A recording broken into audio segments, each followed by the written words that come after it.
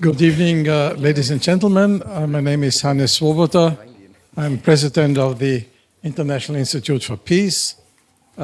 Together with the WAAL and supported by the European Commission, we had an expert meeting today discussing the South Caucasus, discussing the conflict between Armenia and Azerbaijan, the situation in Georgia, and the influence from the outside to the region, and the role of the European Union, especially the role of the European Union as a peacemaker, possible, potential peacemaker. We had a very lively but very sincere discussion without blaming and shaming, and this is also hopefully for this evening. We just wanted to report the main issues of the conflict situation in the South Caucasus and discuss it here. And we have prominent experts here, and I hope that we will have a fruitful discussion. First of all, of course, a presentation, and it will be moderated by the director of the International Institute for Peace, STEFAN FENKART, and I want to hand over to you to moderate the discussion and the panel, but also then with the general public. Thank you for coming and have an interesting evening. Thank you very much, Hannes. Can you hear me? Yes. Can you hear me? Okay. So first of all, I'm very happy that so many people actually came to discuss this issue with us. We actually thought that especially the situation between Armenia and Azerbaijan is not as much of an interest for European Union these days because of all the other conflicts which are ongoing, obviously the war against Ukraine, and then we do have this terrible situation with Israel and Gaza. So the more I'm happy that you still all came and are interested in something which I think is important, because Armenia and Azerbaijan, they are actually our neighboring countries, neighboring region in the sense of it's part of our Eastern Partnership region. And we are going to discuss today the Armenian-Azerbaijan conflict after Baku's takeover of Nagorno-Karabakh in September this year. And the whole question is actually what is next. So we don't really want to stick only to the past and see what happened there. The conflict has a very, very long history. It goes back even before the end of the Soviet Union, but then of course the first Karabakh war with many, many traumatized people, many expelled people, also crimes obviously on all the different sides. Then 2020, the war which was won by Azerbaijan with obviously also the support of Turkey and also Israel. And now just recently again, Karabakh re-seized, if you may say so, Nagorno-Karabakh, and all the Armenians left. So still, the idea is what is next now? What can the European Union do? And I do have very excellent panelists today, which are going to discuss for us for the next, I would say, 45 minutes. And then we would also go into a discussion with all of you. And I would like to start with Anna HESS SARGSYAN. She's head of conflict resolution at the Austrian Center for Peace. And I will give her the floor first, but also ask her, since she has been working for many, many years as a mediator, how she how she reflects on the conflict right now, the long history, the traumas. Anna, how is the situation in the future for the two countries? Who will still be neighbors? Whatever happens, they're still going to be neighbors. And do you think that there is a chance to get to a peace agreement, which will also be long-lasting? And if we talk about peace agreements, it's not something we just do and then we do have peace forever. There needs a lot more details to be included in there. And maybe also if you can reflect on who could actually moderate or facilitate this, and do you see a role of the European Union as well? Or maybe you can also draw a little bit upon your own personal experiences. So I'm very happy that you are here, and the floor is yours. Anna. Thank you, Stefanie. Good evening, everyone. Great pleasure to be here to share some insights from my experience with you. As Stefanie said, thank you, Mr. Swoboda, for having us here. Okay, well, before I zoom into the sort of future of the region or Armenia-Azeri relations, or the future of a potential peace agreement, I want to zoom out of the context quickly. And when we talk about mediation right now, peace mediation at large, the context has changed massively, right? So those of us who are in peace mediation or conflict resolution coming from Western European school of thought, which is essentially peace mediation that is embedded in the liberal peace paradigm. We're facing a paralysis in the field at large, and that's nothing to do with South Caucasus, right? So it's Eurasia, it's Sahel area, it's Middle East. So all over the place, the liberal peace paradigm-based approach to peace mediation is really in a crisis, I dare say. So there is, and what that means, probably for you, some of you are probably students who would be interested in this, is that I come from the Swiss School of Mediation, right? So we believe in transformative approach to conflict resolution. That means you transform societies, you transform the states and transform societies, the value-based approach, and then you would have lasting peace. Of course, there are other preconditions. I don't have to go into this. That has shown its limitations, right?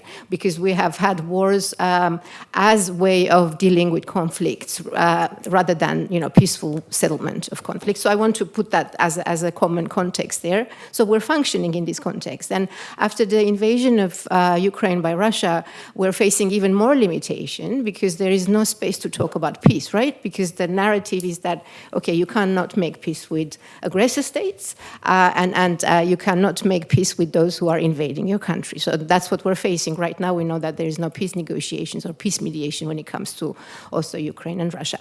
But I want to put that aside now. What does that mean in this context where there is a corrosion of trust in multilateral diplomacy or a peaceful settlement of conflicts? There is a corrosion or what we call might is right approach to settling with issues. It's back. What does that mean then for the South Caucasus at large, but also for the peace process or peace processes between Armenia and Azerbaijan, right? So I want to quickly point to a couple of key concepts or points that would be interesting probably for the public to keep in mind or to think. I mean, the hope is that you know the context as Stefan said, so we're not going to go back to the history, how everything started. So essentially what we have is, as was mentioned, Azerbaijan has managed to take over Nagorno-Karabakh and more by force, right, 2020. And for the Azerbaijani side, the Nagorno-Karabakh conflict is settled. For the Armenian government, it seems to be the case. For part of the Armenian public, that's not the case, but that's a different discussion. And then what has happened is Azerbaijan has managed to transport the geography of conflict, what I say, from Nagorno-Karabakh to Armenian Azerbaijan, right, to the Armenian territory proper. Now, what that means then at the negotiation table, when we talk about peace agreements or peace deals, you have to think of two key concepts, coercion and compromise. Now, what we have here is asymmetry. Now, the use of coercion and compromise comes from the symmetry of forces or asymmetry of it. Yeah.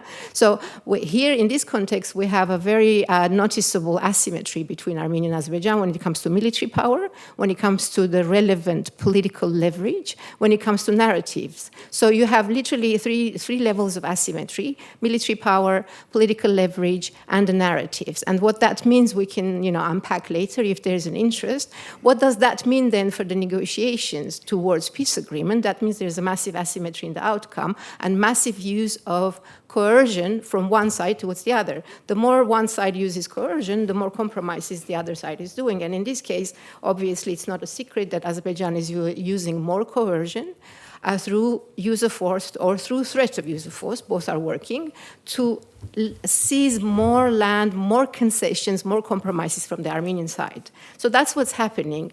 Now, I don't want to give the answer necessarily. I would like you to sort of do the questioning yourselves, right? If there is an asymmetry of that sort, if there is a massive use of coercion towards one side and unconditional compromises on the other side, what is the likelihood of a durability of peace? What kind of can we have sustainable peace at all if that's really asymmetric and one-sided, the compromises?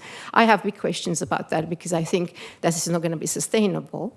So this would be my take on the potential of the peace process, Stefanie. Now you asked about having said all of this, yeah, the EU role, you tell me about time. No, please go on.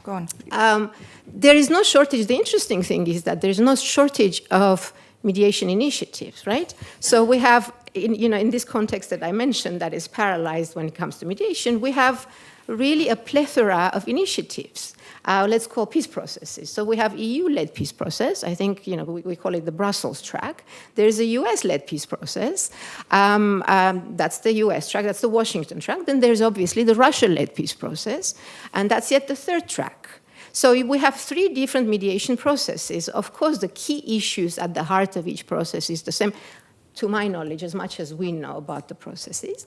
But I would like you to pay attention to the fact that these 3 mediation processes are led by key actors, and these are key geopolitical actors, right? So what are the driving interests? What are the approaches? I don't want to give an answer to that, but just throwing the question into your minds. So we have, and mind you, after the Ukraine invasion, these 3 powers do not necessarily talk to each other. At least the EU and the Americans do not necessarily talk to the Russians. And why am I saying this? Because in mediation, we talk about coordination of processes.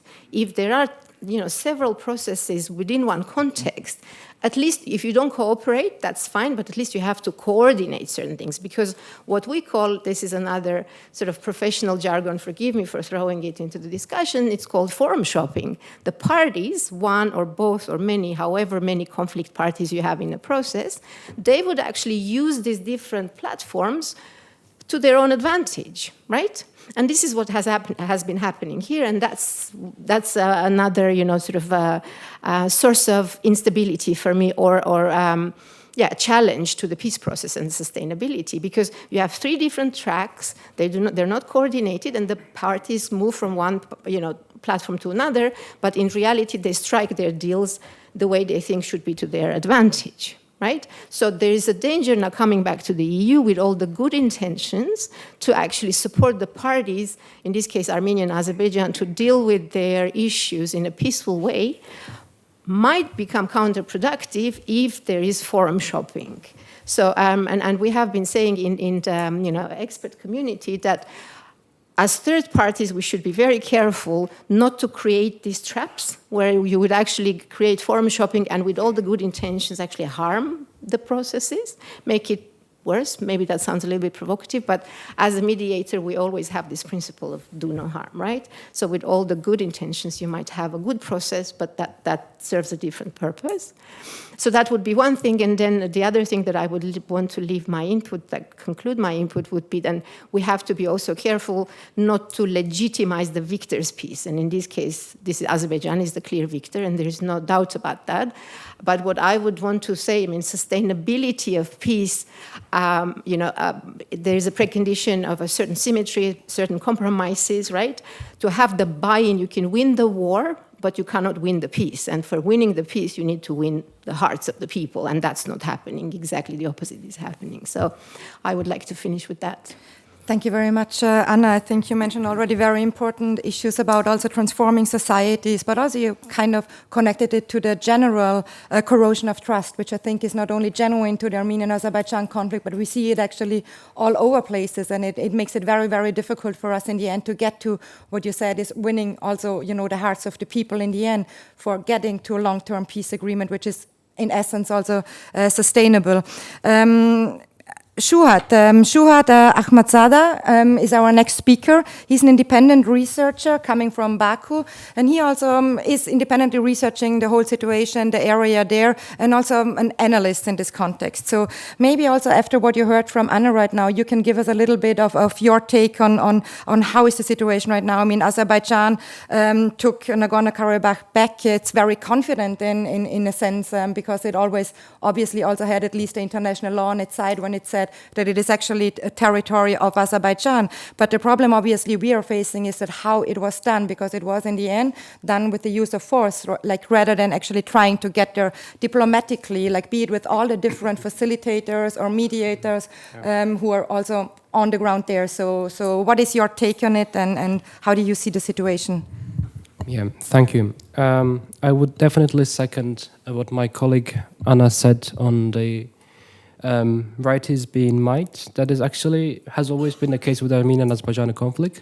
The question has always been whether a solution to this one of the bloodiest conflict in the neighborhood of Europe would be might is right or right is might. That is whether you use force and achieve what you want, or you go for compromises and get the conflict resolution based on some internationally approved forms. In the 90s, we've seen might is becoming right because of the results of the first war, which Armenia became a decisive victor at the expense of Azerbaijani territories, and 26 years of the negotiation within the, let's say, within the framework with the goal of reversing the results became fruitless for a number of reasons, which we can discuss later on, resulted in another round of violence in 2020, which resulted in reversing up the roles.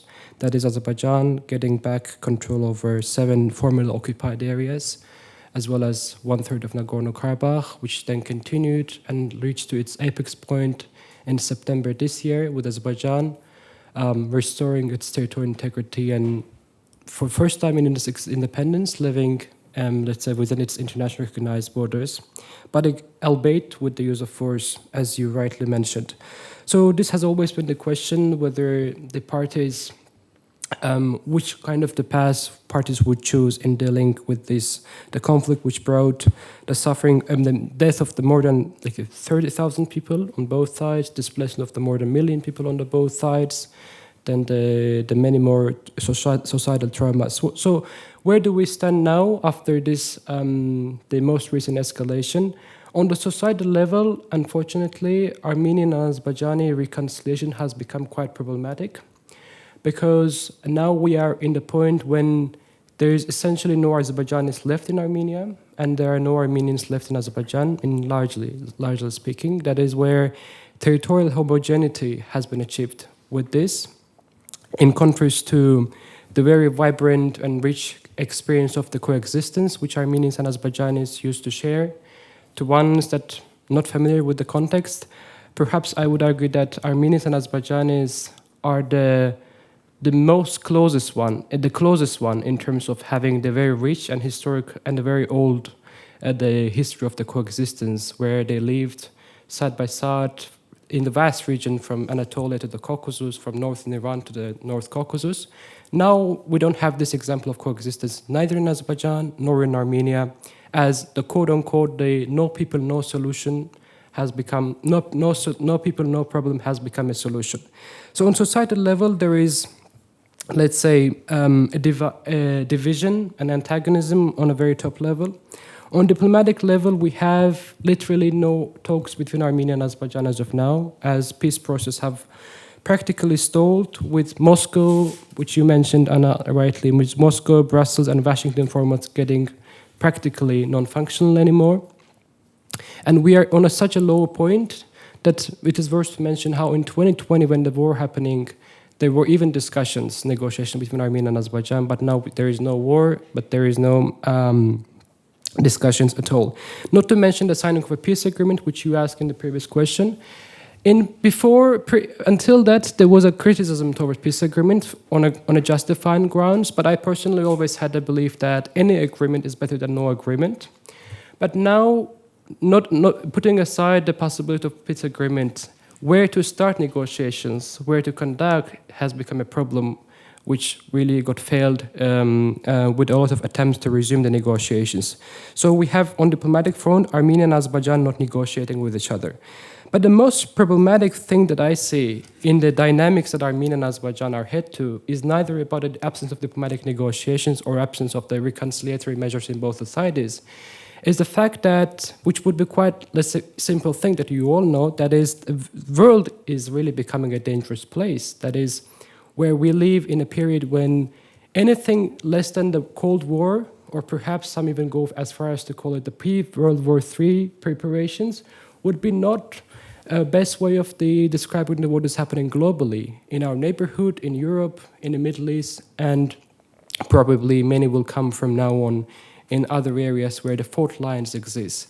That is, to make it more simple, Armenia and Azerbaijani conflict exists in the current international relations system, which is becoming more and more problematic, more and more antagonistic, and becoming more multilateral, not in a good sense, but in a bad sense, in the meaning that there are more fingers on the trigger that can cause a lot of trouble. So what we see is that Armenian and Azerbaijani conflict becoming essentially, if not, let's say, if an agreement is not reached, is becoming essentially a proxy war, with Armenian and Azerbaijani suffering being used or possibility of its being used as a proxy for whatever global ends, because we live in the area when, compared to the other previous periods, great power competition is at its own zenith point, when most of all great powers are compete with each other. And here, small vessels like Armenia and Azerbaijan, quote unquote, of course, are really trying to navigate through the storms in the ocean. And ocean here refers to our global world. So that being said, Armenian and Azerbaijani conflict and its, let's say, future direction, hypothetical direction, is becoming much more dangerous than it was in the past 26 or 30 years. And for the reasons that I mentioned, that is, more this conflict continues, more the possibility increase of this conflict to become another proxy war with many more suffering to be caused to Armenians and Azerbaijanis. But perhaps there is a way of stopping it. And that would require, I would say that these two societies are kind of on the middle of the two paths.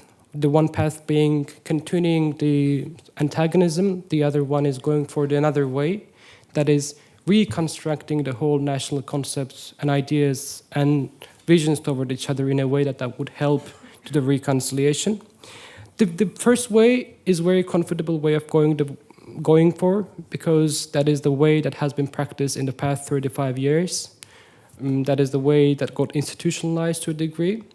That is the way that is you have a practice, capacity, knowledge. That is, you hate each other. You don't want to go in a revival of your concept. You don't want to go for rehumanization, revitalization. While the other way requires an effort for completely changing to a degree that it can be called upending, or 180 degrees of changing the whole understanding of each other and thinking differently about the other side. It also applies to Armenia, it also applies to Azerbaijan. And for this to happen, there needs to be a good willingness to go for this, and it should be also supported by reconciliation measures that should deal with the past, not in a way to glorify the past, let's say, crimes, wrongdoings as a part of national identity, but rather make it as a dark page of the past. So with the goal of giving it to the lesson to Armenians and Azerbaijanis that this conflict has brought only suffering and devastation. I want to once again repeat the numbers, because when you speak hypothetically, this cannot resonate that much compared to the speaking of the numbers. In the past, more than 34 years, the number of Azerbaijanis and Armenians that got killed is more than 30,000. And we should understand that these countries are quite small. Armenia is a country of 2.5 million people, and Azerbaijan is 10 million. Combined, you have 12 million people living in, and more than 30,000 of them have been killed.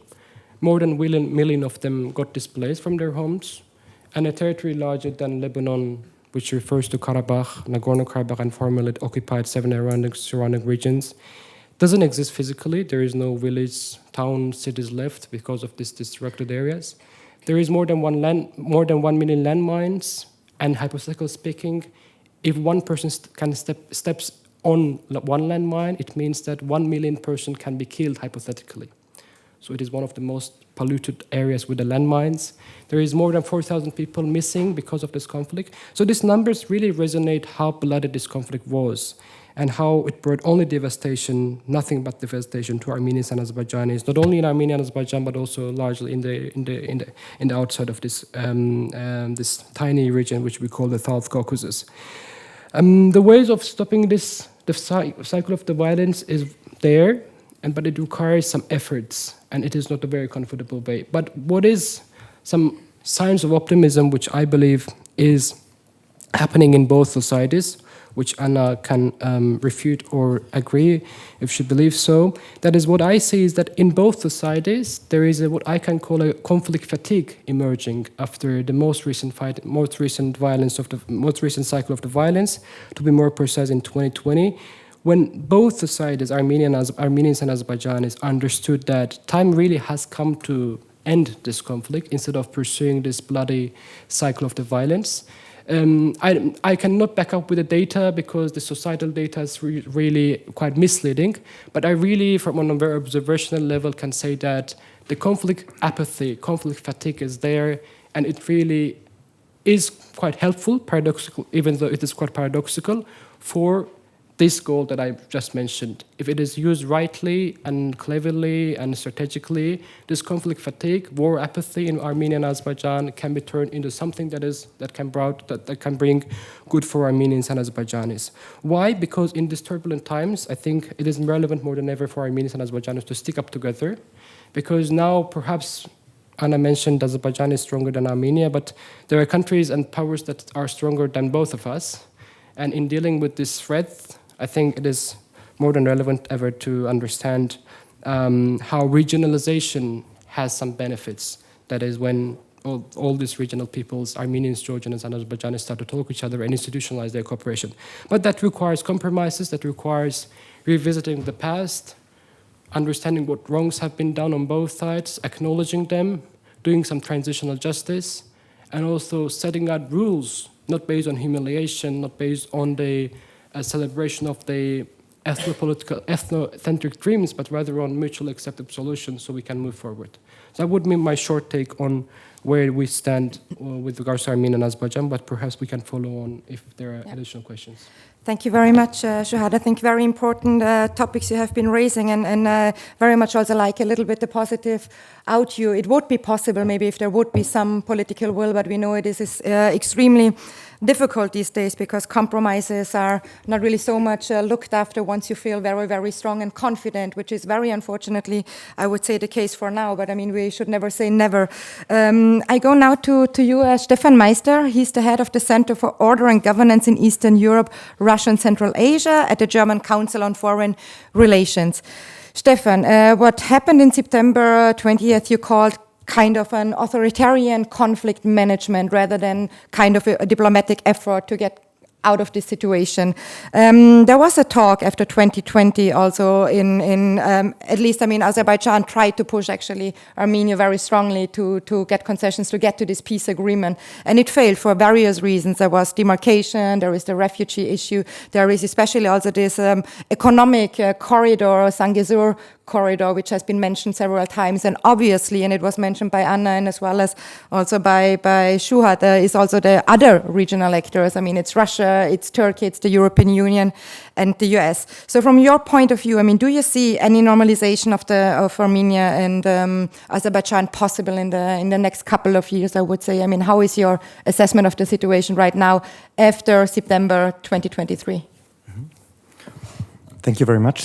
Thank you for the invitation, and also great to set up this discussion here. I think it's really for me, it's one of the key conflicts also in the neighborhoods of the EU, because it's also a key region with regard to other regions, and it's a very as it was already said, a very bloody conflict, a very conflict with a lot of victims also we had, and with traumatized societies. And I'm just afraid we are in a new stage we could be very close to a solution, because I think the Karabakh issue is in a way solved, unfortunately in that way. But I'm rather afraid of that we are in a new stage or in a new spiral of this conflict, and it's also about the legacies, the 30 years of the legacies. I think we have to be clear. Armenia had nearly 3 decades to find a solution with Azerbaijan, which would have been much more in its interest and could have included also Nagorno-Karabakh. But the ruling elites were not able, or they failed to make any compromise. And now Baku is the key player in the region, and Armenia has to pay, I think, a high price in a very difficult geopolitical and security environment, where we also see erosion of the multilateral order, and of the multilateral environment which is there. I think now the situation is that Azerbaijan has a military superiority with the military and diplomatic support of Turkey, and with Russia which is in a war or a big war in Ukraine, and is changing also its priorities with regard to the South Caucasus, where it has an interest in corridors, and Baku, Azerbaijan has developed more leverage also on Russia. So there are ongoing negotiations, and Turkey and Azerbaijan will be also key players in negotiating the new regional security order in the South Caucasus. So we have erosion also of the whole old system.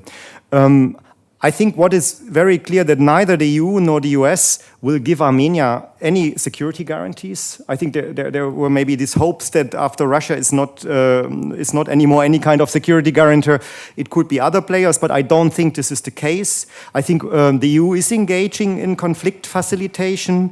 There is a EU monitoring mission also in Armenia. But there will be no serious security guarantees from the European or from the US side for Armenia. So what this refers to what this argument I'm used. I think the Second Karabakh War and the military takeover of the region by Azerbaijan and the exodus also of Karabakh Armenians are for me a negative trend in terms of conflict resolution by force and displacement. So no diplomatic solutions anymore, no multilateral environment, but it's the power of the strong. And if you have the ability, you take back. Or you take what you think is yours, and I think it shows that there are no functioning, as I said, multilateral institutions anymore, and it's not an environment where you have a framework for peaceful conflict resolution. So, and I think that's a very negative trend, not only in this region. As I said, I think on one hand, were maybe never so close to a peace agreement because the Karabakh question is somehow solved in this way. But on the other hand, I think there is this military asymmetry between both countries and this maximalist approach also by Baku, which undermines any sustainable peace. And I think we should also not underestimate how important this conflict is for domestic legitimization, how it was part also of nation building after the end of the Soviet Union, and you cannot just change this rhetoric. And I think you can even see that we have still a very aggressive rhetoric coming from Baku, and these feelings also of revanche and humiliation of the opponent. I think it is there. And I think you mentioned it also, and there are several unresolved questions, which is demarcation of the national borders between Armenia and Azerbaijan. It's about the access to the exclave of Nakhchivan via Armenian territory, and then also these enclaves you have in both countries. So I think these are all questions which still have not been solved, and it's now and not anymore about Karabakh, but it is about Armenian-Azerbaijani relations. So I think that's also a move, and it's also about the territorial integrity of the Armenian state. And therefore I would argue we are not close to solve the conflict and to have a peace agreement. We are really in a new stage of this conflict, and factors like revanche, domestic legitimization, authoritarian maximalism, and a geopolitical environment play against a sustainable solution of this conflict. And despite the weakening of Russia's role in the South Caucasus as a security actor with its large-scale invasion in Ukraine, it is still a key actor who will shaping the regional security order. And I think also the bargaining, the deals between Baku and Moscow are ongoing now, and we have even more engagement also of Russia in the South Caucasus, exactly because of this war in Ukraine. And I think we have also to admit all regional key actors, Russia, Turkey, Azerbaijan, Iran, are authoritarian states and have an interest to find regional solutions of the conflict, without external players like the EU and the US. So we will have a bargaining among these countries, and Armenia is the weakest spot here, yeah, in this context. I think not a regionalization, but an internationalization of conflict resolution would be the answer. And we need security guarantees for an agreement, and also implementation mechanism, and that can be only guaranteed by an international body. And the question is, who can do this? I think the UN is blocked. OSCE has become dysfunctional. So it is rather the EU at the moment who could provide this. We saw this engagement with Sharm el-Sheikh, also a EU monitoring mission, but I think there is a lack of engagement really from the member states of the EU, and also building up leverage, and then this mechanism who could help to create a more sustainable peace in the region. So therefore, I think the threat of a war against I think the threat of a war against Armenia is not banned, in my opinion, especially on the border between Armenia and Azerbaijan, and only a more serious engagement in conflict resolution, especially towards Azerbaijan, by external actors like EU and US, could prevent such an aggression. But I don't see at the moment really this appetite to be more active, to really engage more. The EU is also disunited on what role it should play. So I mean, the member states are disunited. We have the whole factor also of the corridor and gas supply to the EU, which plays a role. And therefore I see a rather weakened also Western actors in this conflict. So as I said, I'm rather skeptical about that. This is really now the moment for a solution. I don't think that Azerbaijan is in a hurry also to solve this. And I see rather really a bargaining and a very intransparent process, also a more intransparent process, with Russia engaging, Turkey, Iran maybe less, but also part of it, which will make it even more difficult to solve.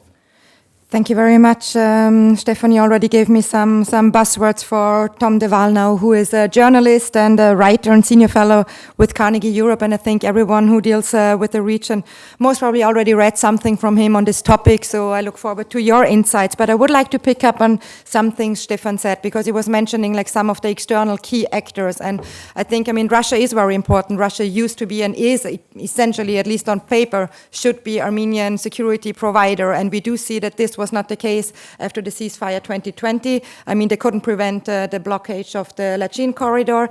They afterwards couldn't prevent the latest military escalation.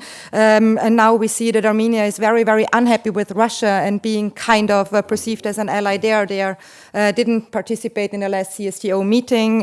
They are going to most probably also to sign the Rome Statute. So, I mean, those are all, it's a very, very difficult, I would say, let's call it geopolitical, but also geographical situation for Armenia in general, like with the Turks on the east, and there is still no normalization between them, the Iranians in the south. I mean, that could work somehow, Azerbaijan there. I mean, you know the whole situation. So my question would be if you can maybe explore a little bit on those external powers such as Turkey, Russia, Iran, maybe also the European Union. And if we go back to the topic, Armenian-Azerbaijan conflict after Baku's takeover of Nagorno-Karabakh, what is next?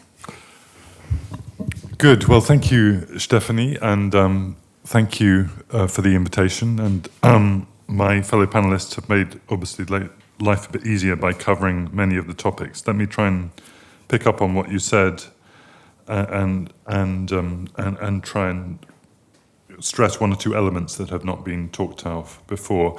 I mean, I think we're living this is a truism, but it's very important. We're living in quite a dark world as we see more conflict break out more easily in Ukraine, in Israel and Gaza, and in September also in Karabakh, the restraints against the use of force seem to be smaller. The multilateral mechanisms, whether they be UN, OSCE, or attempts at a liberal peace, seem to be weaker. But maybe people in the South Caucasus would say this is already the world we were living in. In the 1990s, we had 3 conflicts. It was force, not diplomacy, which settled those conflicts. There were ceasefires, but there was no, sustained diplomatic initiatives which allowed those conflicts to be settled equitably. As has already been mentioned,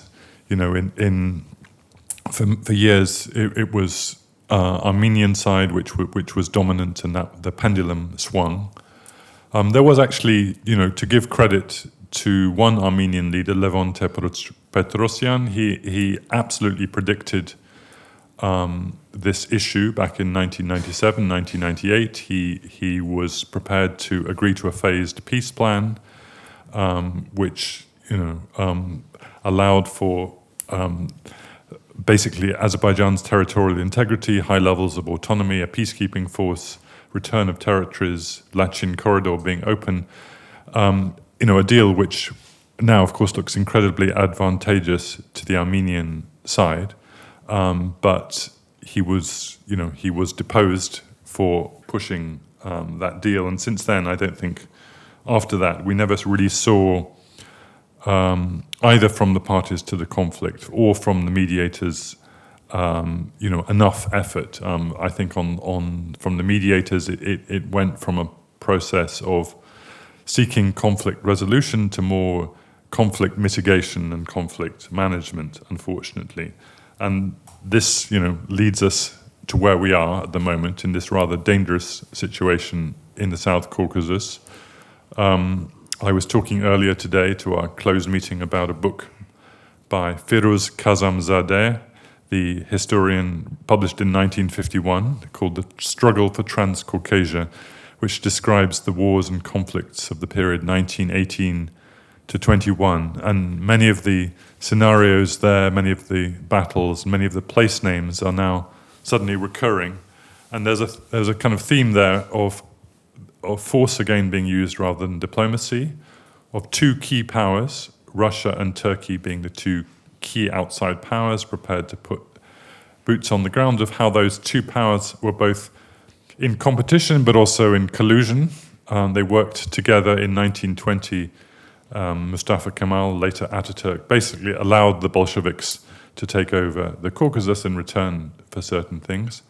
And the other theme is of Western withdrawal, of how in this case it was my country, Britain, which played the ignominious role of promising too much and then pulling out of the region and leaving it to the Bolsheviks to take over. So let's hope that this does not be repeated. But also we learn from Kazamzadeh, from that period, that there were 3 disputed Armenian-Azerbaijani regions in that period. There was Karabakh. Karabakh was basically, the Bolsheviks came up with an arrangement which allowed this mixed region to stay mixed in the Soviet era. Neither side was very happy.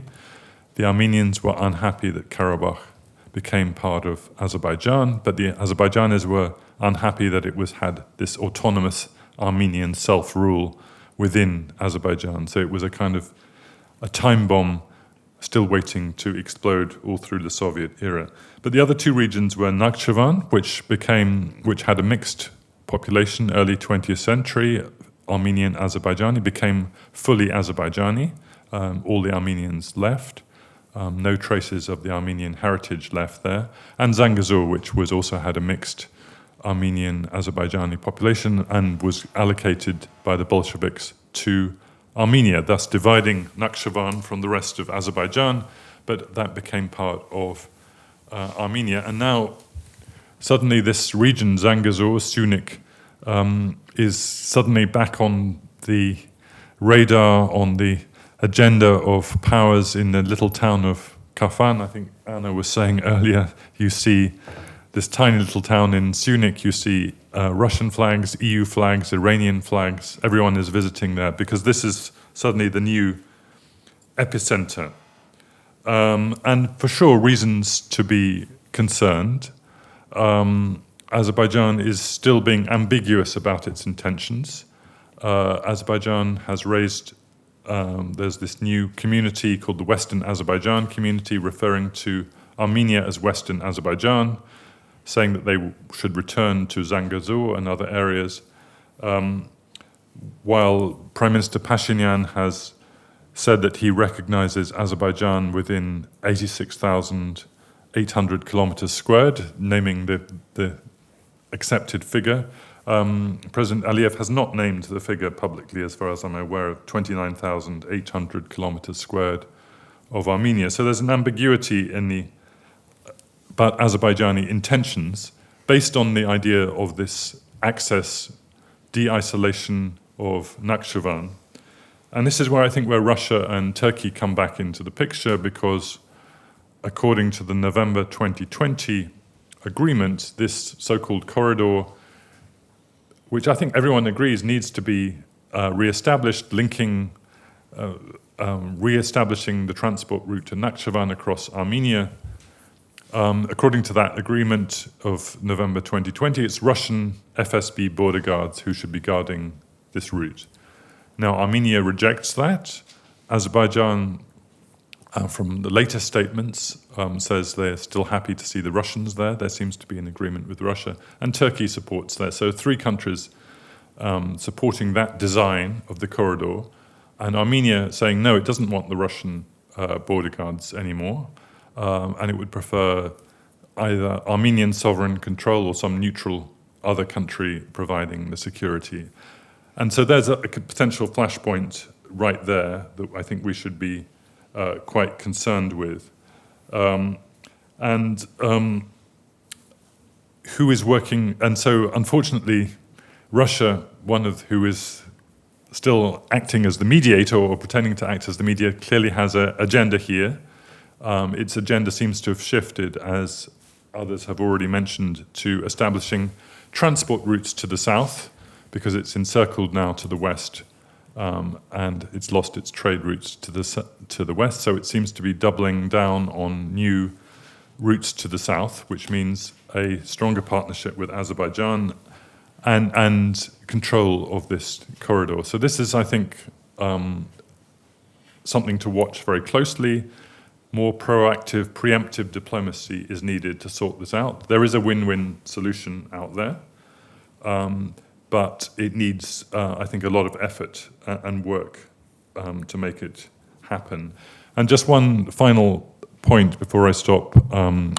I'm sure I've already gone over time, but I think something that hasn't been mentioned, which is also part of this picture, is Armenia-Turkey normalization, something which didn't happen with the end of the Soviet Union in 1992. They were working on it. It then stopped because of the Armenian takeover of Kelbajar region in 1993.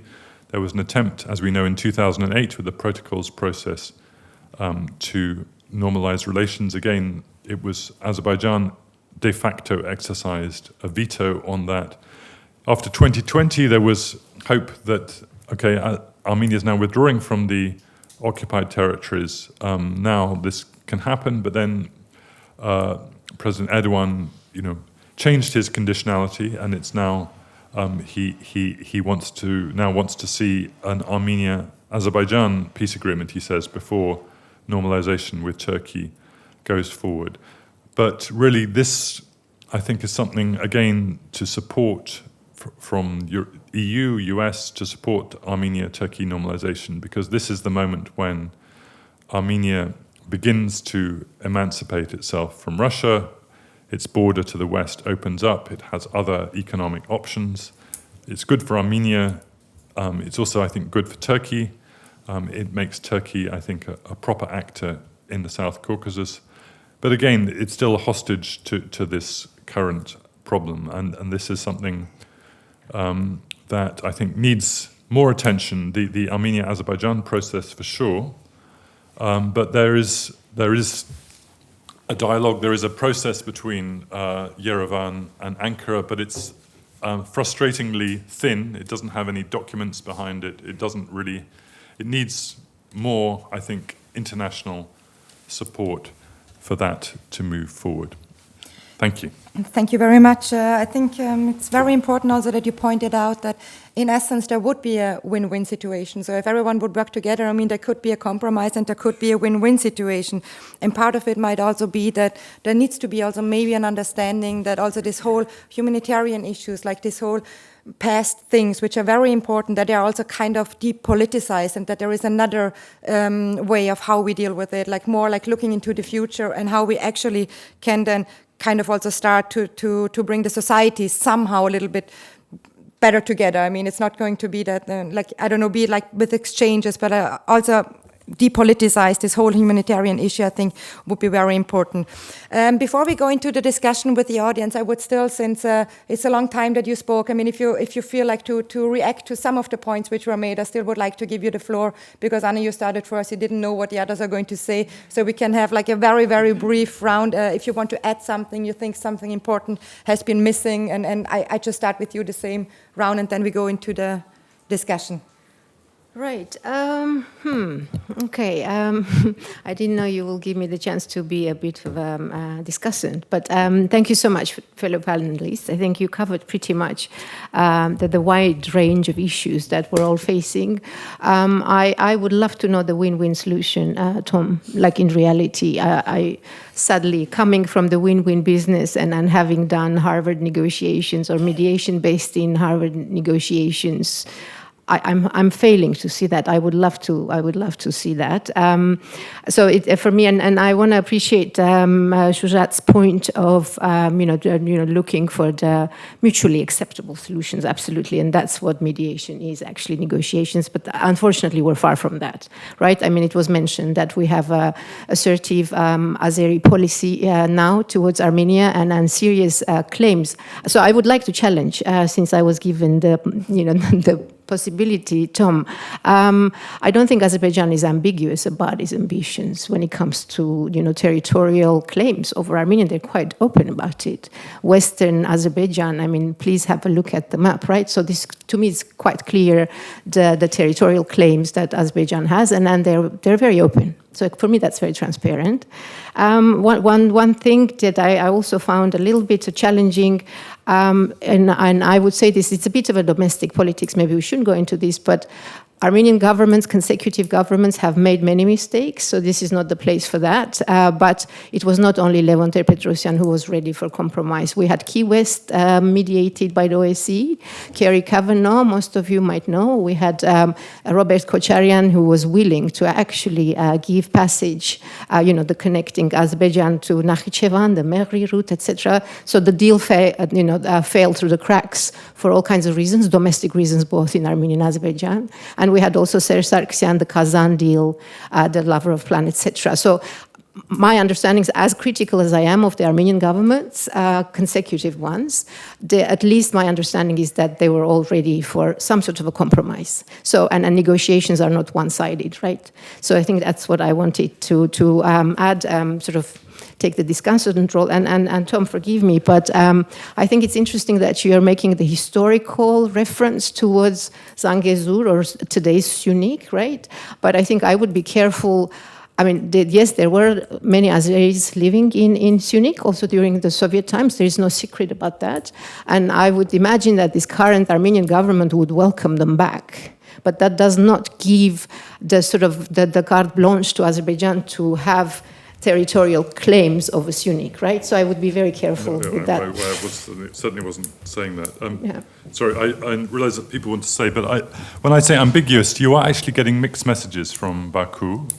You had in April 2021, President Aliyev said, we will return to, we will have the Zangezur corridor whether Armenia likes it or not. But then more recently, which was very threatening, but more recently, Hikmet Hajiev said, no, we have no plans to use force. And then on the Western Azerbaijan community, no, these people will return in the fullness of time. There is no attempt to use coercion. So there are mixed messages, and I think this is, for me, this is deliberate ambiguity. This is coercive diplomacy. You use diplomacy and coercion to see what you can get, but the threat is there. But there is also a diplomatic truck open as well. SHUJAAT, do you want to add something, or something which we didn't tackle before, or which was said after you? Yeah, perhaps a couple of points on the identity formation is relevant as we begin discussing this Western Azerbaijan and other some sort of stuff.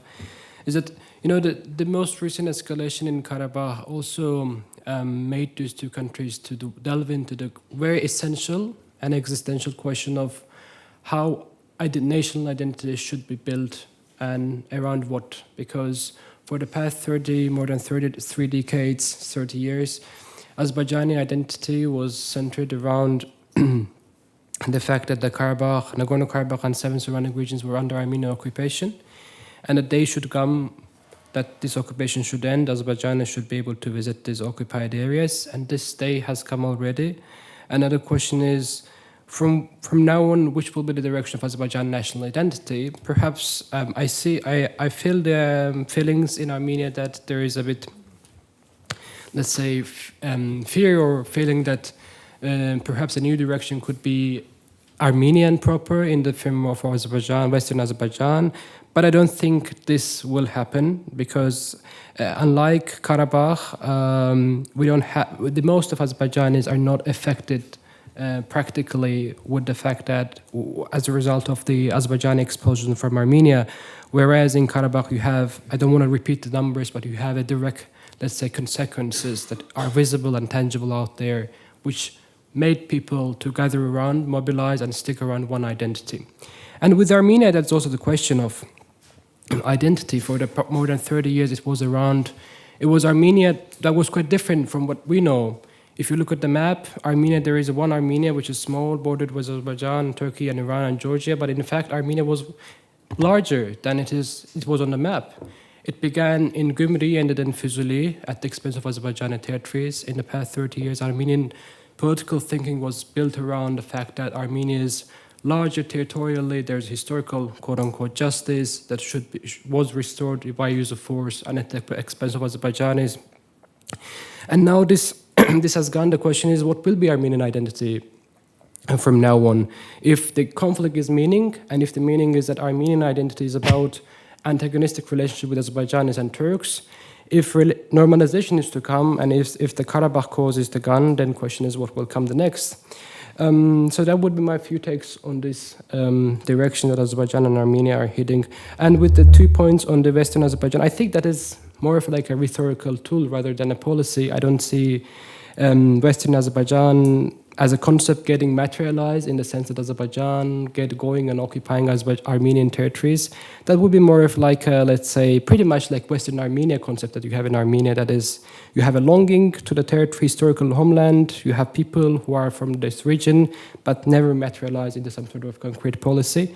But I wouldn't agree with the fact that Armenian government would be happy to see Azerbaijan's returning. I think both countries would be more than okay to see this territorial homogeneity getting continued rather than allowing the minority of the other to come back. So this is something that I would disagree.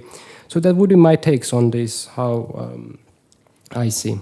Thank you. Stefan, do you want to add something which wasn't said, or? I don't know if you want to open on one point. I got just so because I'm here more skeptical about Western Azerbaijan. I think in the beginning it was really a tool about the Karabakh and to build up leverage. But if we see how systematically now this is also raised and developed, how also school books have changed in Azerbaijan, I'm more afraid of there's more. And also this is what I mean with this maximalist approach, an authoritarian way of thinking. You take more if you can do it. So we can anyway. I just wanted to react. And the other thing is on the 2020 agreement. The question for me is how this is still valuable. So I think it's dead in a way. If we talk also about agreements on the corridor and everything, I think with this military takeover, Russia is not anymore the master of the process in a way, because it's not there anymore. Yeah. So and I think that's also creates a new situation where the negotiations have been built on a new ground in a way, and it has become much more intransparent. And it is again more transactional and more regional, and I think that makes it really more difficult on one way.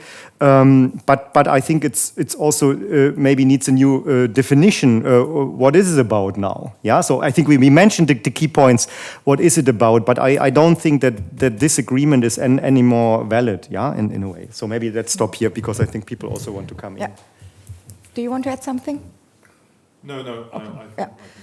Okay, we can go into discussion. Please raise your hand. I will. We have 1, 2, 3. I would. We can do like maybe two rounds. I just would kindly ask you not to have like super long statements, but more like focus on a question. And we start with you. Yeah, with a mic. My colleague is giving it to you. Institute of the Danube region. I've served a couple of years in Iran, and I wonder about the role of Iran because. For a long time, they felt rather a little bit uneasy about Baku, which may have to do that there is Iranian Azeri minority and a strong one in Iran. Now, on the other hand, they had and have very good relations to Armenia, and I'm quite sure they would not like that the direct border between Armenia and Iran would sort of be cut because of Nakhchivan. So I just wonder how active Iran you think may become. Thank you. Ambassador Gura. Okay. Thank you. First, one observation. Everyone was deploring, of course, that the mediation process kind of went into war. But we have seen 35 years, more or less, of negotiation processes, and it did not lead to anything. So, and then I have 2 questions. Why did the war actually start in 2020? Yes, we have seen that Russia is occupied with other things, but wasn't it maybe not also from the side of Russia a sign or a move against Pashinyan, because he was starting leaning more towards the West and not so much more towards Russia? Someone was mentioning also a proxy war. If one would have said a proxy war 5 years ago, I would have agreed. But who would be today the 2 sides of the proxy war? Right? Because Russia being weakened, so I don't see really who could this be. And then the last question concerning the Sangasur corridor. Recently there have been ideas of having not the Sangasur corridor as we were talking about the last 2 years, but maybe a train line on the Iranian border instead of the proper Sangasur corridor. Does anyone know how far this process went and how this should look like? Thank you. Thank you. And the third one over there. Yeah. Thank you so much, all speakers. I'm from Embassy of Azerbaijan. My name is Azad. I'll be very quick just to comment a few things and ask a question, if I may. So my first immediate take is for us, for my government and people, so for us the conflict is over. And since 2020, we solved this conflict, which means we now look forward. And the last September also has strengthened this position with the full restoration of the sovereignty. So that's why if we talk about peace, it would be very helpful if we focus on peace rather than conflict narratives. And the second thing is the so-called territorial claims of Azerbaijan towards Armenia. And for us, this is misleading and is not helpful also for the peace. And we would encourage everyone not to focus on this issue rather than, again, focusing on normalization efforts, which Azerbaijan initiated immediately after the conflict came to an end in 2020, and which included 5 basic principles of based on international law, which was immediately acceptable to Armenia, and without any claims of reparations and everything else, despite the conflict had huge suffering on Azerbaijan's population. for the two immediate implications could have if we focus on this kind of misleading territorial claims. One thing is it will encourage or embolden Armenia not to sign the peace treaty, or first to tighten its conditions under this treaty. And the second, it would also encourage to resume militarization efforts. So what was the trend that we see right now? I appreciate it. Thank you. Thank you very much. Who would like to start? SHUJAAT, yeah? Maybe also on the Iranian questions, I think. Perhaps, yes, there is some. So I'll start with the Iranian, with the role of Iran. I think with Azerbaijan and Iran, between Azerbaijan and Iran, there has always been ups and downs, but as a concept-wise, Azerbaijan has healthy suspicion of Iran, in a sense that there is a, let's say, quote-unquote natural antagonism between these two countries. As you may have rightly mentioned, there is more than, let's say, 15, 20 million Azerbaijani-speaking population in northern Iran with the past of secessionism, which also makes them quite securitized. And also not to add the fact that Azerbaijan and Israel, which is Iran's arch rival, quite close in terms of their relation. That would be repetition of your enemy of your enemy is my friend, which is quite a common phrase. So with that being said, even though there is some areas of cooperation, I personally predict and project Azerbaijani relationship will deteriorate from now on because of this incompatibility of larger geopolitical goals, with Iran largely trying to have a sphere of influence around its neighborhood, even though it is quite limited because of its sanctions imposed against it and also lack of the resources. But still there's antagonism, even though there have been some downs in the past, quite recently nowadays. I don't see this as being quite sustainable, and because relations are problematic by default from the very beginning. Actually, with your question, I didn't get, to be honest, whether you are asking who will be the size of the proxy war, if that is the Armenia and Azerbaijan, because there's a conflict, or if that is a question, if I rightly understood. If not, please correct me. With regards to the train line from Iran, yes, there has been agreement back in 2022, which got reinforced in 2023, that Azerbaijan and Iran agreed on building a railways, basically through the northernmost bank of the Aras River, or northernmost part of Iran, that would connect mainland Azerbaijan with Nakhchivan. But it is not being constructed yet. There's a problem with finances, because there's a possibility of not having foreign investment, European investment, because of the sanctions on Iran. I'm quite skeptical about the feasibility of this idea. But I mean, Azerbaijanis have long used Iranian paths to go to Nakhchivan because there is no other way around. But with the train line, I'm skeptical. We'll see what happens. And the last question was about why 2020 war happened. That is a question that I think no one will get an answer, because that is where we should go delve into the calculation that the parties had.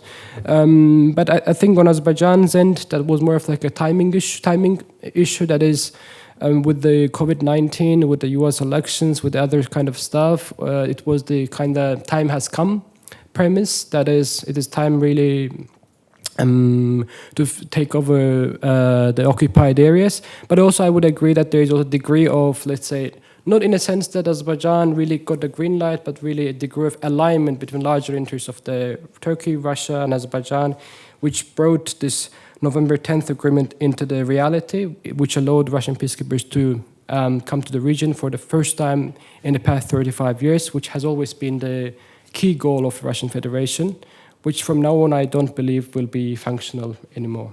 Yeah. Anna, maybe on the mediation as well? On the mediation? Just that the mediation was failing for 35 years. I think that was more of a comment than a question, but yeah, sure.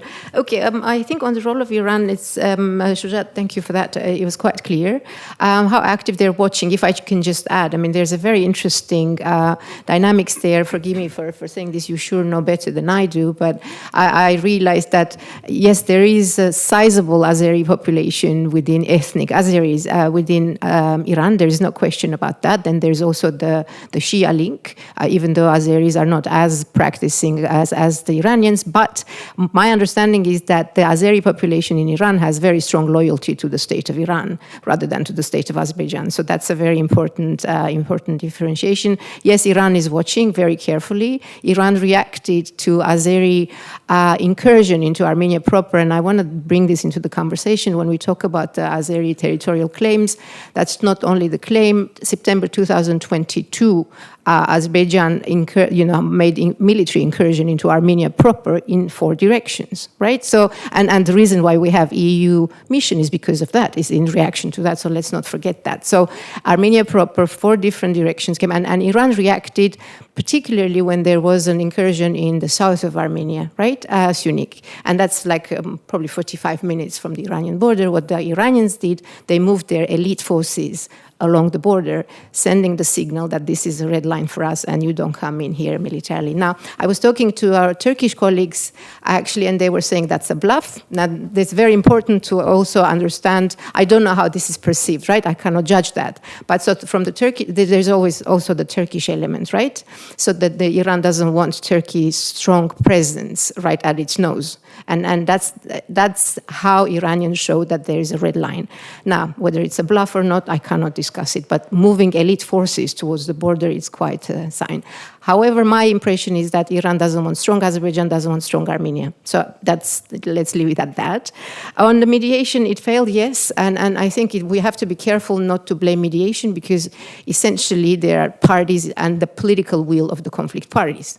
And both parties, no matter how many settlement options were on the table, both were maximalist in their positions, right?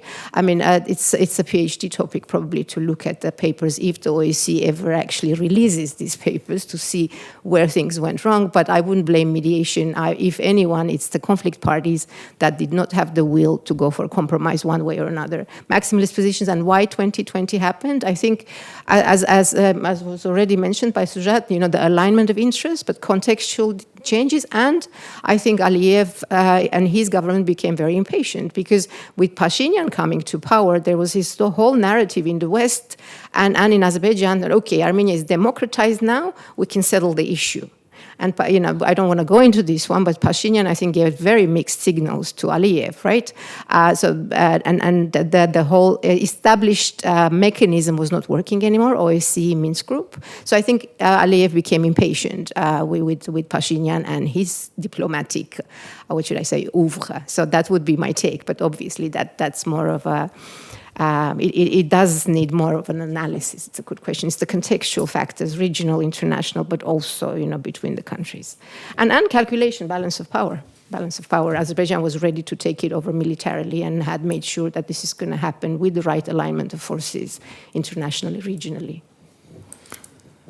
I want to just pick up on Russia in 2020, which I think is an interesting topic. For sure, I would definitely agree with you, Anna, that Aliyev was impatient. But what's interesting to me is that Russia could clearly see this was happening and didn't prevent it. Now, I think prior to 2020, there was this so-called Lavrov plan, and it's interesting to look back on that. Russia had 2 agendas there, I think. One was opening of communications, which has been a Russian theme for many years. Opening of railway lines in particular, and secondly, a Russian peacekeeping force in Karabakh. Now, I'm just guessing here, I can't prove this, I don't have enough information, but I'm guessing that Russia imagined that there would be limited Azerbaijani successes, that they would maybe take back 1 or 2 regions, and that therefore Russia would be able to leverage the Lavrov plan on both Armenians and Azerbaijanis, and insert itself in the conflict. I think what They didn't expect, I think, what Western experts didn't expect. Armenians certainly didn't expect. I'm not even sure Azerbaijan's expected was the spectacular Azerbaijani military success in 2020, that all those Armenian defenses were suddenly useless because of this new drone technology and the complete success. So I think Russia had expected a kind of rebalancing of the conflict, a bit more 50-50, in which it could insert itself. What ended up was a Azerbaijani victory, which limited Russia's options.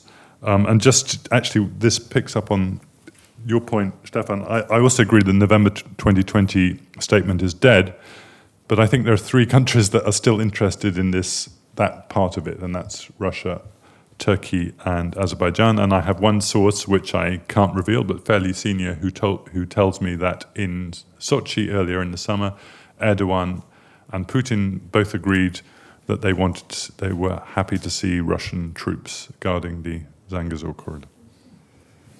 Would you like to add something? Or we can go. I think most of the things have been answered. Yeah. Maybe just two or three sentences. My impression is this train line on the Iranian side of the border is also an attempt from the Azerbaijani side to buy into Iran on the corridor then via the territory of Armenia. So I don't think it's an alternative, but I think it's also a kind of maybe an opening. And I would also say that Iran might not be happy if there would be maybe control of Azerbaijan or of Russia also in this corridor, but I'm not so sure if they really will go on a war. And we also know how close the relations are between Russia and Iran. So I think it's also about bargaining between different actors here. And we see this also with Israel and Hamas, how Russia is more supporting now Hamas than it would have been before the war, maybe in Ukraine. And I think this other point was just made. So I think there are territories who was taken by Azeri side on the territory of Armenia. Sure, we don't have a border limitation, but I think the prolongation of the conflict is now about the territorial integrity of Armenia. I think that's the question which is made from the Azerbaijani side, and I think there are territorial questions. So I think that's pretty visible. But the point has been made also about the monitoring mission. And maybe just one point. I don't think this is a proxy war. I think this is not the right. Sure, there are external actors who are using the conflict in their interest, but it's not a proxy war. Thank you. We do still have. There is 1, 2, 3, and 4, and there we leave it then. And please, if you can, present yourselves very briefly. Please, no long statements. If the question is to a specific person, also name the person, please. Yes, thank you very much. Ansgar Ferenov, I work in environmental policy in the South Caucasus. We heard a lot about the realism, geopolitics, who has what interest, and so on. Maybe moving a little bit to what the EU can do. I think, now a comment opinion, is that the EU has a strong added value in normative power, in bringing the people together of the region. So we had a environmental forum where Azerbaijanis and Azeris, where Armenians and Azeris and Georgians talked together, discussed, got to know each other. So maybe if you can, maybe I look at Anna, mediation, talk about this transitional justice or transition that is necessary to make a peace, like to bring Armenians and Azeris together, and maybe, I don't know who would like, maybe 1 or 2 people on the role of the EU in facilitating this kind of peace between the societies, between the people, and not just the guns and the tanks and the drones. I also had a question if you think the Armenians will return to Karabakh. Over to you. Thank you. Thanks again for everyone's input. And my name is Alexander. I'm a PhD researcher from Baku University here in Vienna. 2 questions. One to Ms. SARGSYAN. So you mentioned the Swiss School of Mediation and this transformative aspect when it comes to change in states. The question is, of course, if it's not too complicated to answer, what are some of these drivers for change? And could some of this change theoretically be possible in an authoritarian state? And another question to the whole panel. You mentioned these enclaves, these tiny 3 little enclaves that are also, let's say, part of the heritage of the absurdist Soviet planning. Is there any actual legal claim under international law either of the states can have on these tiny little enclaves? And in some regards, these are like stretches of roads, literally, in the middle of Armenia, or there is one also in Azerbaijan, which is a small Armenian enclave. So it would be interesting to get your thoughts on that. Thank you. The gentleman behind you. Thank you very much. I'm Rotasan from Azerbaijan. I'm actually from Karabakh region, and I really suffered. My brother was wounded in the last operations, and I lost 3 of my friends during 2020 war. And the things that I would like to comment is about the Thomas de Waal, Mr. de Waal's book. About the peace, Azerbaijan society's general approach to peace. Actually, we are traumatized very much, and we want peace.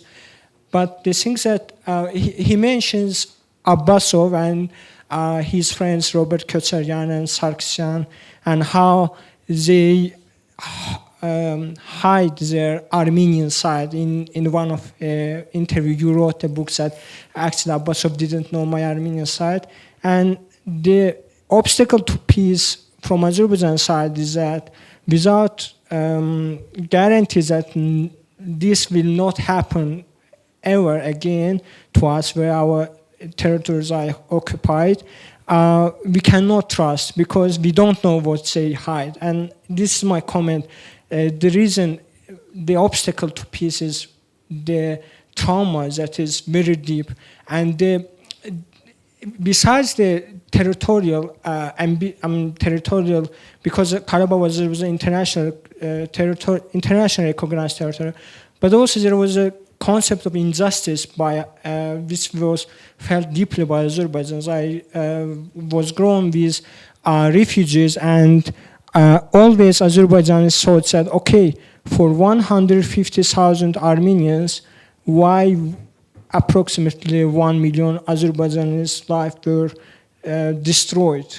I mean, that's also the concept. And just very last comment is that about the involvement of Turkey, we should not forget that Armenian Prime Minister actually told that we should revise the Treaty of Severs, which puts claims on Eastern Turkey, they call Western Armenia, which really made Turkey to actually move into the conflict through its drone sales. Thanks a lot. Thank you. And last question here. The lady here in the second row. Okay. Thank you very much for organizing this meeting today. My name is Aitan. I am a PhD student of University of Vienna. My topic is about EU-China transport connectivity and the role of South Caucasus. So, and I would like to ask about corridors. Of course, my topic is about transport connectivity, and Azerbaijan proposed Zangezur corridor, which is a network and a road railway connects different countries in the region, especially Azerbaijan to its enclave Nakhchivan, through Armenia, and Azerbaijan to Turkey, as well as Armenia to Russia, which is Armenia is highly dependent on Russia, which is Armenia's top partner. So, and also last month, Armenian Prime Minister Nikol Pashinyan proposed Crossroad of Peace, a regional transport proposal that would connect Turkey, Armenia, Azerbaijan, Iran, and Georgia through Armenia at the Silk Road Forum in Georgia. So, in general, these two proposals refer to 3+3 3+3 initiative. So 3 South Caucasus countries and 3 regional powers. Iran, Russia, and Turkey.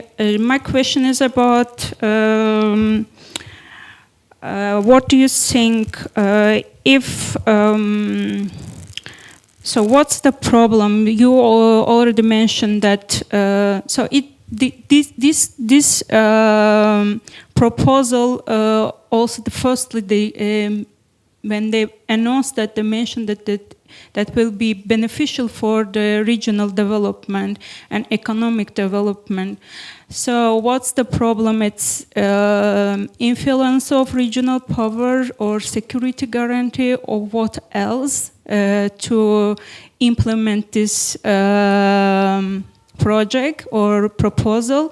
And second one, so can it positive contribution to starting a peace agreement or peace process, because region need first of all regional development and economic development. So. Thank you. I would suggest we now start maybe from the other way, from the end, and start with you. And it's also going to be your final remarks. So if you want to convey a message at the end, please feel free to do so. I just pick up and we distribute the questions in some way also to the colleagues.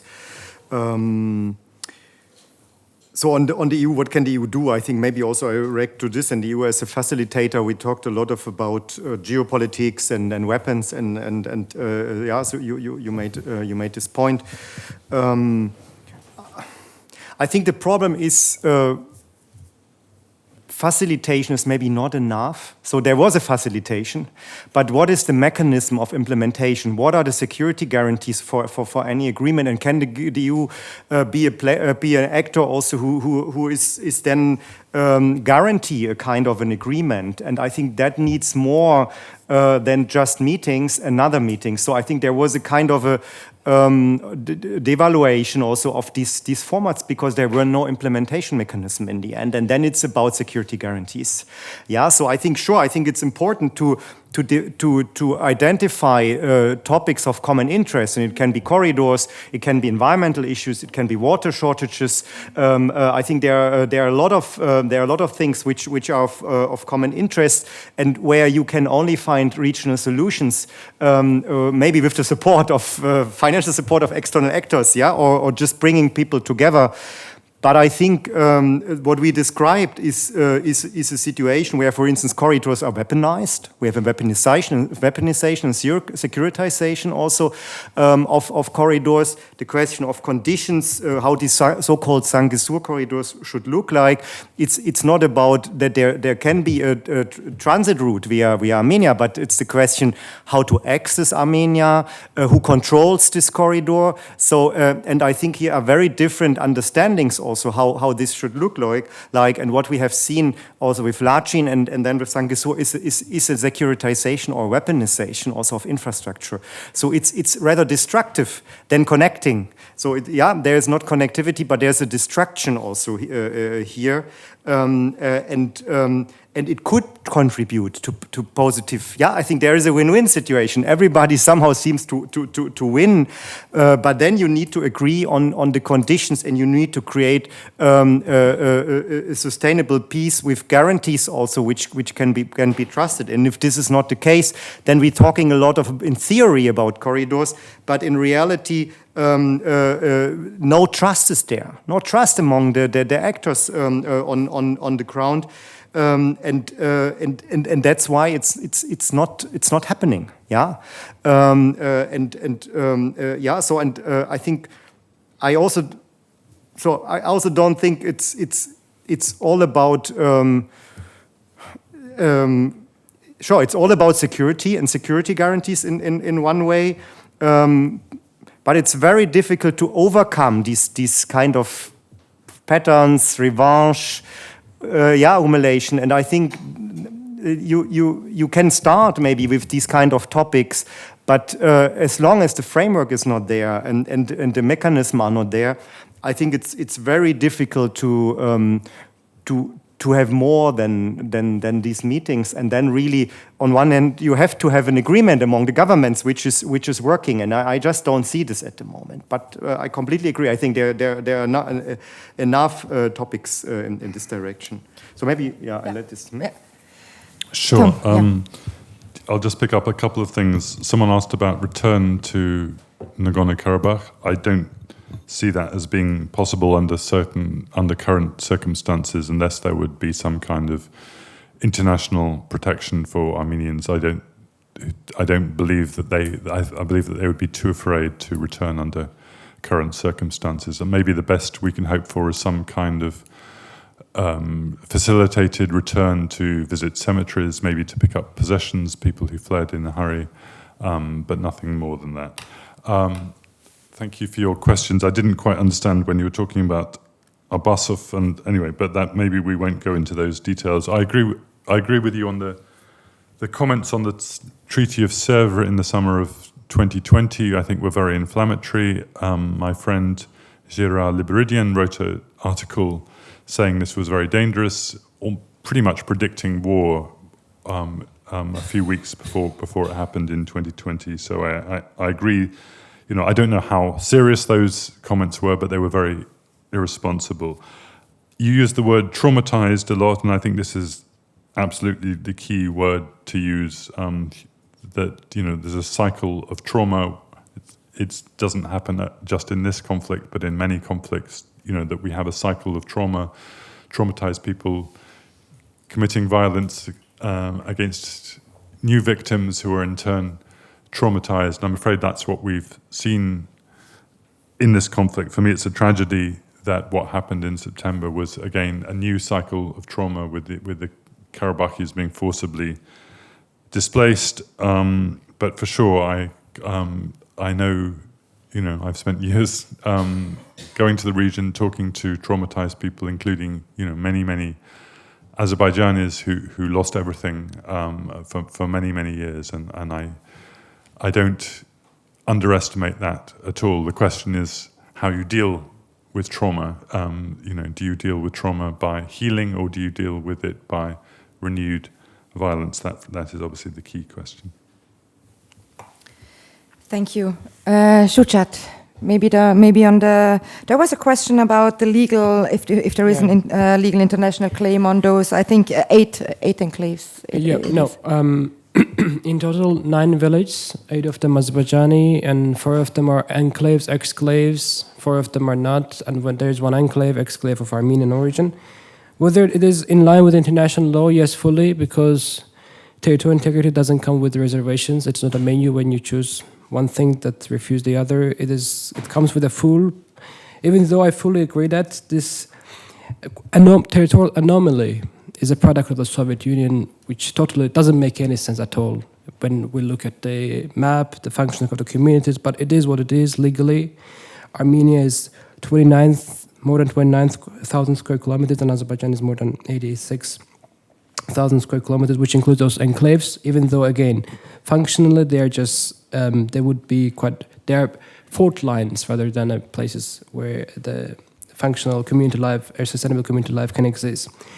There was another question of Armenians returning. I also totally endorse what Thomas de Waal said on the basically practical impossibility of them returning, largely because the social and political realm that they want to see is quite different than the one that is existing, and there is no even hypothetical possibility of the current one getting changed in the current circumstances. But I really endorse the fact that the possibility of, at least hypothetically speaking, the temporary visits to take some possession, some belonging, as well as, if there's a need, relocate graveyards and visit the graveyards, and which has been the practice, which was the practice back in the early 90s when Armenians and Azerbaijanis on a very bottom level organized such mutual visits, took their belongings, sold their homes, and visited the graveyards, which I believe should be continued. And also, in addition to what you said on EU, I think it can also be one of the confidence building measures that EU can facilitate, even though I am really aware of the fact that it is quite problematic to do this as of today.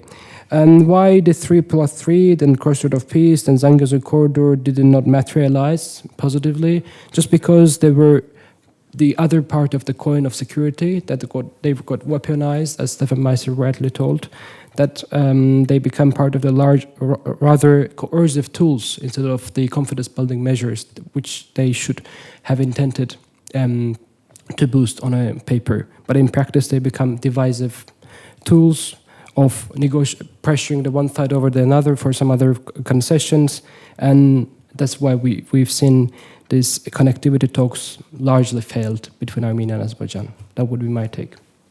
Thank you.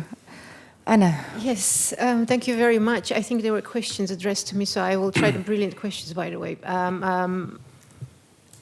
Societal work, not only guns. I mean, it's not a secret that 20 plus years, especially EU, but also other actors, pumped a lot of money into what we call track to peace building initiatives between Armenians and Azeris. Literally, there were all kinds of ideas tested out, and my colleagues can tell you maybe over a glass of whatever we're going to have soon. So there was no shortage of initiatives to bring people together, right? What has happened when the 2020 war happened, they were paralyzed. The Armenian civil society, I mean, you do that with the idea of creating peace constituency, right? So what happened is on track one, on official level, things were not moving for 20-something years. Okay, let's invest in civil societies, make them, deal with each other. When time comes, there is a peace deal so that we have peace constituency in two countries at least, right? It didn't happen.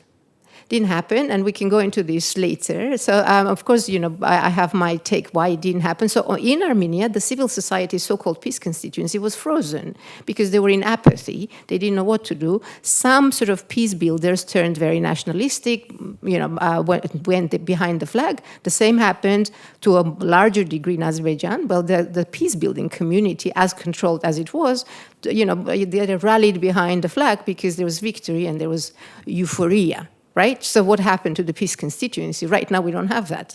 And that I have to say, I mean, on both sides you had, certain phobia towards the others, but it's not a secret that Armenophobia in Azerbaijan is much, deeply rooted than in Armenia. And that's where I want to pick up on your very important point, what you said, sort of national identity building or state building, actually, around the NK issue.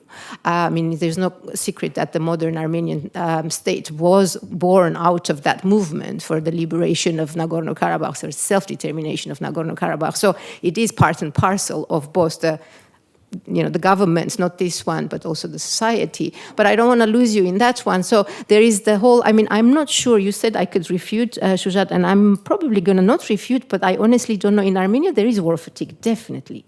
Definitely, I see this. And there are a lot of Armenians actually challenge that, like, where is your self-preservation instinct? Why don't you want to fight anymore? People say, we're done fighting, we want to live life. I'm not sure if that's the case in Azerbaijan, because people are still very high on victory, the euphoria, decades-long humiliation that they felt. Now they're actually, as you said, reflecting and humiliating Armenians further and further. So I'm not sure if there you have the war apathy. I'm sure families who have lost their boys have that, but these are not the decision makers. So, and I want to connect that to your question, the Swiss, I call it the Swiss Transformative School of Mediation. Yes, it's in essence a democratic peace process. And no, you cannot have a democratic peace process with an authoritarian regime. I'm sorry. The same goes with Russia, right? Because it's a top-down thing, decision-making process. But the transformative peace mediation or peace process that we are talking about means inclusivity, means sustainability, means bringing all the affected parties,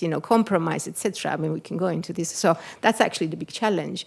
And parallel to that, you have what we call the transactional approach to peace mediation, where you do not have to impose your values or transform the societies or the states, but rather it's about striking a deal, like Turkey mediated between Russia and Ukraine on the grain deal, or the Chinese between Iran and Saudi Arabia. So I think I will leave with that.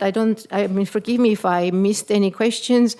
I mean, the legal basis for enclaves, SHUJAAT, you said yes, that's not up to questioning, but I would say that it's still very unclear, because you hear one day it's the maps of 1926, and then you hear one day these are they're referring to the maps of 1975. So it's very arbitrary, and essentially, to my knowledge, I might be completely wrong, but that's what I know from some experts, that these 8 villages that are called sort of enclaves, exclaves, are strategically located within Armenia that were populated by Azerbaijanis. There's no question about that in the Soviet times, but they were actually arbitrarily given to Azeri jurisdiction by the Soviets. Somebody said some interesting, absurd, did you say that? Yeah. So, so this was given, and now if they would be given to Azeri jurisdiction now, that would cut Armenia into pieces. So, North-South in Armenia, essentially, right, the way it is, would not be able to have access to Georgia in the north and Iran in the south. So it is strategically very important, actually. But the legal basis is still debatable. I think I covered the questions that were addressed. Thank you very much, Anna. Thank you very much, Tom, SHUJAAT, and Stefan. I think it was a very interesting, very comprehensive discussion about a conflict which is so old, where so many different layers are in there, different actors, and different also ways out, which do not really seem to be as bright today as we would, I would say, wish for. Let's hope that at one point we do get there, and that there is that we can have another discussion, which is then a little bit more positive in the sense of that we do finally come to a solution which is also including this kind of just peace, not only like this coercive peace which we do have right now. So I leave you here for now. We would like to invite you still outside if you still have some questions, and they might stick around for a couple of more minutes to have something to drink outside and some snacks. Thank you very much for coming, to all of you. I think it's a very good sign that so many of you are actually interested in the South Caucasus in general. So I do appreciate that, and thanks to our partners. And again, thanks to the speakers. I think it was very comprehensive and interesting.